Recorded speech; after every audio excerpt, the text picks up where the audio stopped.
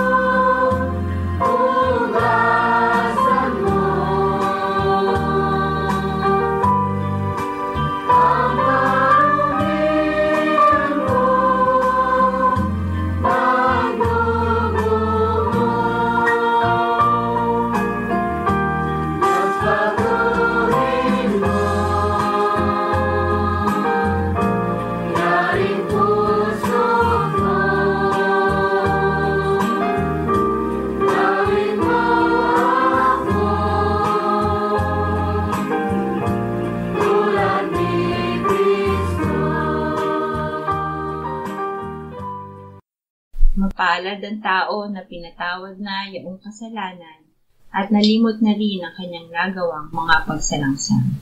Mapalad ang taong sa harap ng Panginoon ay di na pinararatangan ng kasalanan, dahilan sa siya ay hindi nanlilinlang. Noong hindi ko pa naipahahayag yaring kasalanan, sa buong maghapon ako'y nananangis sa matinding lumbay. Sa araw at gabi, bigat na kamay mo ang nararamdaman, ano pa't wala nang nalalabi akong lakas sa katawan. Hamog ang kaparis na dagling na tuyo sa sikat ng araw. Ako ay lumapit sa iyong harapan at salay inamin ang aking nagawang mga pagsalangsang, di ko inilihim. Pinagpasyahan kong ang lahat ng ito sa iyo'y idaing, at aking natamo ang iyong patawad sa sala kong angkin. Mga minamahal, sinasabi sa unang Juan, Kabanatang 1, Talatang 9, kung ipinahahayag natin ang ating mga kasalanan, maaasahan nating ipatatawad sa atin ng Diyos ang mga ito, at lilinisin tayo sa lahat ng ating kasamaan, sapagkat siya'y tapat at matuwid. Salamat sa iyo, O Diyos. Pinatunayan mo ang iyong pag-ibig sa amin nang si Kristo ay namatay para sa amin noong kami mga makasalanan pa. Ngayon ay buksan mo ang aming mga labi at kami ay magpupuri sa iyo.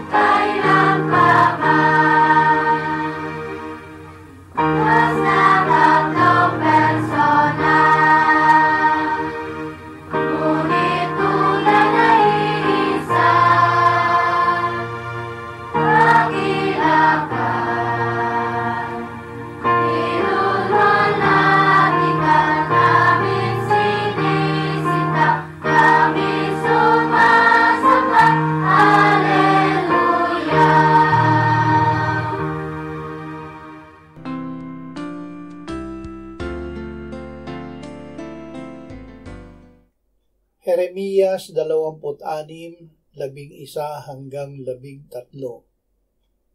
Nagsalita ang mga pari at ang mga propeta sa mga pinuno at sa buong bayan na sinasabi, ang taong ito ay nararapat sa hatol na kamatayan sapagkat siya'y nagsalita ng propesiya laban sa lungsod na ito gaya ng narinig ng inyong mga pandinig.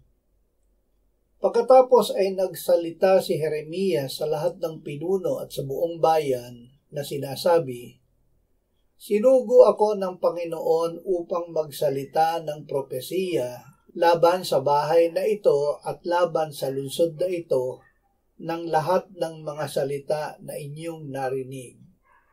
Kaya't ngayoy baguhin ninyo ang inyong mga lakad at mga gawa at sundin ninyo ang tinig ng Panginoon ninyong Diyos at babaguhin ang Panginoon ang kanyang isip tungkol sa kasamaan na kanyang ipinahayag laban sa inyo. Kahit may pag-uusig, paunang ipinasabi kay Jeremias ng Diyos na dahil sa maraming kasalanan at kasamaan ng mga tao ng kanilang hari at mga pinuno, ang templo at ang lungsod ay mawawasak. Ikinagalit nila ito, kaya't pinagtangkaan nilang patayin si Jeremias. Hindi tumigil sa pagpapahayag si Jeremias. Alam niya na Diyos ang nagsugo sa kanya at ibig ng Diyos na sila ay magbago ng isip at magbalik loob sa kanya. Sa gayon ay hindi itutuloy ng Diyos ang bantang pagwasak sa kanila. Hindi nila napatay si Jeremias, ngunit patuloy nilang tinuya siya at ang ibang mga sugo ng Diyos. Hinabak ang kanyang mga salita at nilibak ang kanyang mga propeta, hanggang ang puot ng Panginoon ay tumindi laban sa kanyang bayan, hanggang sa wala ng lunas. Winasak nga ang templo at ang lungsod ng hukbo ni Nebukadnezar. Awit 4:1-3. Sagutin mo ako kapag tumatawag ako, O Diyos na tagapagtanggol ko. Binigyan mo ako ng silid nang ako'y nasa kagipitan. Maawa ka sa akin at dalangin ko'y iyong pakinggan. O tao, hanggang kailan magdaranas ng kahihiyan ng aking karangalan? Gaano katagal mo iibigin ang mga salitang walang kabuluhan at hahanapin ang kabulaanan? Ngunit alamin ninyo na ibinukod ng Panginoon para sa kanyang sarili ang banal. Ang Panginoon ay nakikinig kapag sa kanya ako'y nagdarasal. Kahit gawa ng masama, ang pinagpapahayag ng Diyos ng kanyang salita ay pinagpapahayag niya sa mga makasalanan dahil ibig niya na sila ay magsisi at magbalik loob sa kanya. Ngunit dahil ang mga makasalanan ay alipin ng Diablo, sila ay tututol at gagawa ng masama sa mga sugo ng Diyos. Ngunit hindi sila mananaig. Ang sugo ng Diyos ay kanyang ipinagtatanggol at tinutulungan. Binibigyan niya sila ng kagalakan kahit may pag-uusig. Magagawa nilang matulog ng payapa dahil Diyos ang gumagawa na sila ay magpahinga ng tiwasay. Ibinibigay ng Diyos sa kanila ang kapangyarihan ng kanyang baluti at ang tabak ng Espiritu Santo ang salita ng Diyos. Kaya't sa kanilang pagpapahayag, ang makasalanan ay nakakarinig ng salita ni Kristo, nananampalataya at naliligtas. Pilipos 3:17-20-41. Mga kapatid, kayo'y magkaisang tumulad sa akin at tandaan ninyo ang mga lumalakad ng gayon ayon sa halimbawang nakikita ninyo sa amin. Sapagkat ang ating pagkamamamayan ay nasa langit. Mula roon ay hinihintay naman natin ang tagapagligtas, ang Panginoong Hesukristo, na siyang magbabago ng ating hamak na katawan upang maging katulad ng katawan ng kanyang kaluwalhatian ayon sa kapangyarihan na kumikilos sa kanya upang maipailalim sa kanyang sarili ang lahat ng mga bagay. Kaya nga mga kapatid kong minamahal at pinananabikan, aking katuwaan at putong, magpakatibay kayo sa Panginoon, mga minamahal ko. Ang hantungan ng mananampalataya.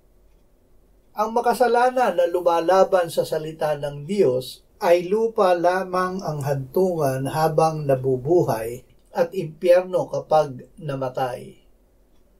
Tayo na sumasampalataya sa Panginoong Hesus at sumasaksi para sa Kanya ay hindi gayon. Kahit gawan tayo ng masama ng mga makasalanan, ang hantungan natin ay ang langit na ating bayan kung saan tayo ay hinihintay ng Panginoong Hesus. Sa pagbabalik niya, babaguhin niya ang ating katawan upang maging katulad ng kanyang katawan ng kaluwalhatian ayon sa kapangyarihan ng Diyos. Hindi natin kinatatakutan ang pagbabalik ng Panginoon. Ito ay ating pinananabikan.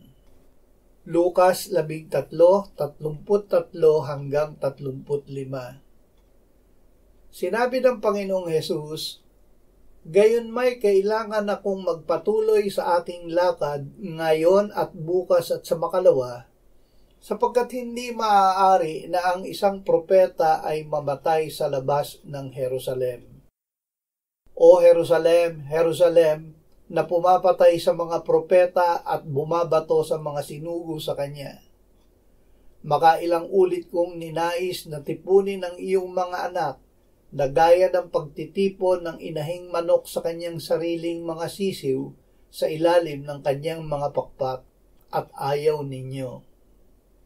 Tingnan ninyo, sa inyo'y iniwan ang inyong bahay, at sinasabi ko sa inyo, hindi ninyo ako makikita hanggang sa inyong sabihin, mapalad ang dumarating sa pangalan ng Panginoon." Hindi napatigil sa pangangaral. Ang Panginoong Hesus ay ginawa ng masama ng mga Hudyo dahil sa kanyang pangangaral ng mabuting balita.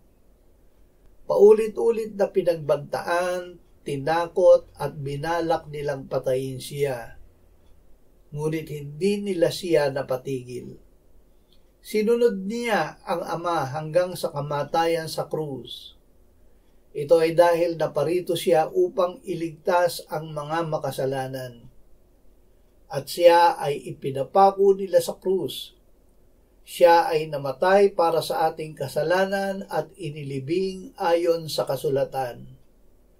Pinatunayan ng Diyos ang kanyang pag-ibig sa atin nang si Kristo ay namatay para sa atin noong tayo ay mga makasalanan pa. Siya ay muling binuhay ng Ama mula sa mga patay dahil sa pagpapawalang sala niya sa atin. Mapalad ang inuusig. Sinabi ng Panginoong Hesus sa kanyang mga alagad, "Mapapalad ang mga inuusig dahil sa katuwiran, sapagkat kanila ang kaharian ng langit. Mapapalad kayo kapag kayo ay nilalait, inuusig at pinagsasabihan ng sari-saring kasamaan na pawang kasinungalingan dahil sa akin. Mag-ala kayo at magsaya, sapagkat malaki ang gantimpala ninyo sa langit, sapagkat gayon din nila inusig ang mga propeta na nauna sa inyo."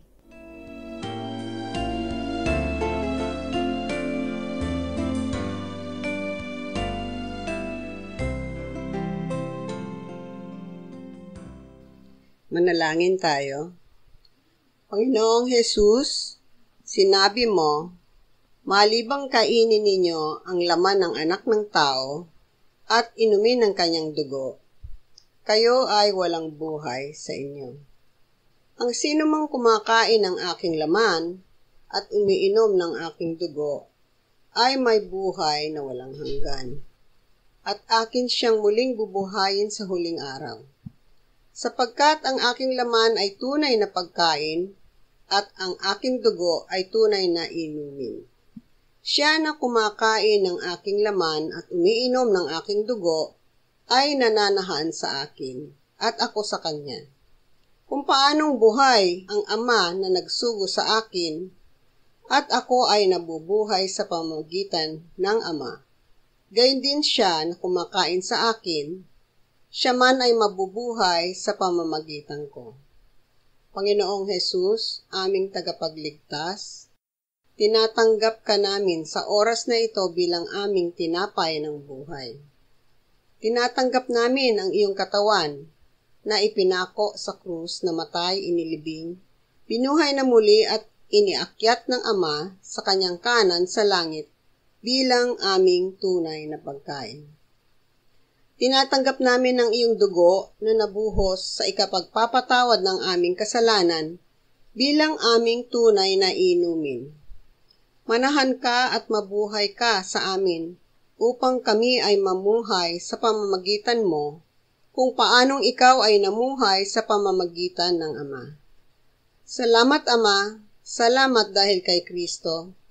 Kami ngayon ay nakapamumuhay kasama mo kaisa ng Espiritu Santo. Sa iyo ang lahat ng kaluwalhatian ngayon at magpakailanman. Amen.